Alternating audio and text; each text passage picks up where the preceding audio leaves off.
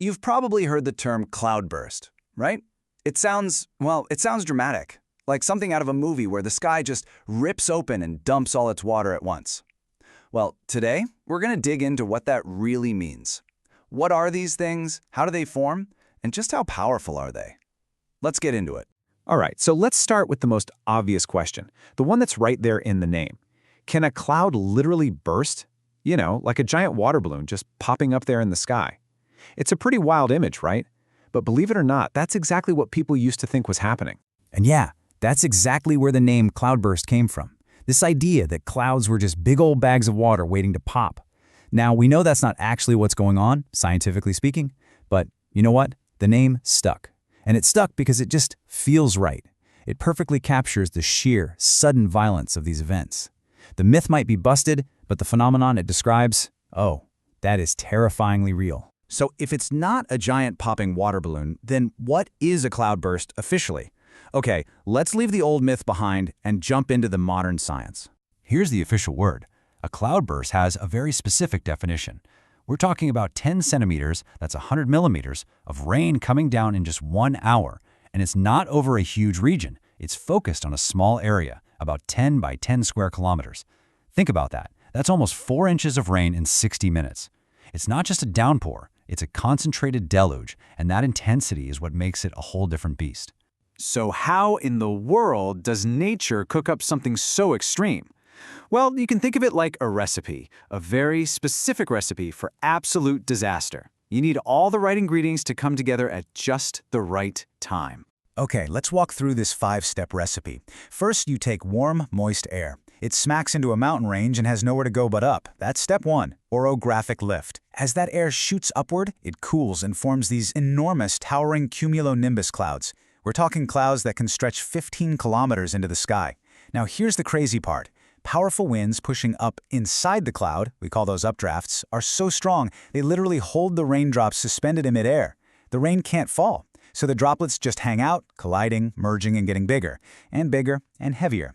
The cloud gets completely waterlogged. And then, step 5. The updraft that's holding it all up suddenly weakens, the safety net has gone, and the entire massive volume of water just lets go, all at once. Boom. That's your cloudburst. You know, understanding the science is one thing, but the real story of a cloudburst is written in its aftermath. It's what happens on the ground when all that water turns from simple rain into absolute ruin. To really get a sense of the scale here, just try to wrap your head around this number. In 60 minutes, a single cloudburst can unleash 10% of the rain a place might normally see in an entire year. A tenth of a year's rain in 1 hour. The ground just can't handle that. It's an impossible amount of water. And to put that intensity into perspective, let's look at a comparison. Many of us remember the devastating Mumbai floods in 2005. That was a staggering 950 millimeters of rain, right? But it fell over 24 hours. A cloudburst delivers a huge punch in a fraction of the time. It's the rate, the sheer speed of the rainfall that makes it so catastrophic. It's not just how much water, but how fast it all arrives. And that incredible rate of rainfall triggers a horrifying domino effect. The water has nowhere to go, so you get immediate flash floods. In hilly areas, that saturated soil just gives way, causing devastating landslides and mud flows. We're talking about a force powerful enough to sweep away buildings, tear up roads, and demolish bridges. It's this cascade of consequences that all too often ends in the tragic loss of human life. And this is not hypothetical. These are real-world tragedies with unbelievable human costs. You look at the Kedarnath disaster in 2013, triggered by a cloudburst. Over 5,700 people presumed dead. Or in Leh back in 2010, when a series of cloudbursts left over 1,000 people dead. These aren't just events. They are scars on history that serve as stark reminders of the power we are dealing with. So this all leads to a really big, really important question.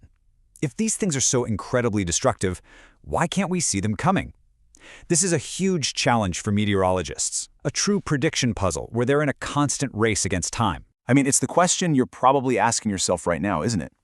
We've got satellites, we've got supercomputers. With all our technology, why do these disasters still seem to catch us so off guard? Well, there are a few huge problems. For one, on a weather map, cloudbursts are actually pretty small. They can be too tiny for many satellites to resolve with any detail. They're also incredibly fast, developing so rapidly that there's barely any time to issue a warning. Add to that the fact that they often happen in mountains where the terrain makes weather modeling a nightmare, and while we have a great tool called Doppler radar, you'd need a really dense, expensive network of them to cover all these remote areas effectively. But just because perfect prediction is a huge challenge doesn't mean we're powerless. The focus just has to shift. It becomes less about predicting the unpredictable and more about preparing for the possible. So, what do? So here's where we are right now. We can't pinpoint and say a cloudburst will happen at this exact spot at 3 p.m. But what forecasters can do is look at the atmospheric conditions and say, hey, this whole region is ripe for something like this to happen. They can issue a broader warning for the possibility of extreme rainfall, maybe 6 to 12 hours ahead of time. It's not a bullseye, but it is a critical heads up. And that heads up is just one tool in the toolbox. On the tech side, Doppler radars can give us a much shorter-term 3-hour warning. On the ground, it's about smart urban planning, building better storm drains so the water has somewhere to go. It's also about using nature, like planting more trees to help stabilize slopes. But really, none of that matters without public awareness, making sure communities actually know the risks and how to react. So, if you ever find yourself in an area with one of those warnings, what do? The advice is simple, but it could save your life. First, stay calm, but stay informed. Pay attention to official alerts. Second, if you can, just stay inside. And please never try to walk or drive through flooded areas. You just can't tell how deep or fast the water is.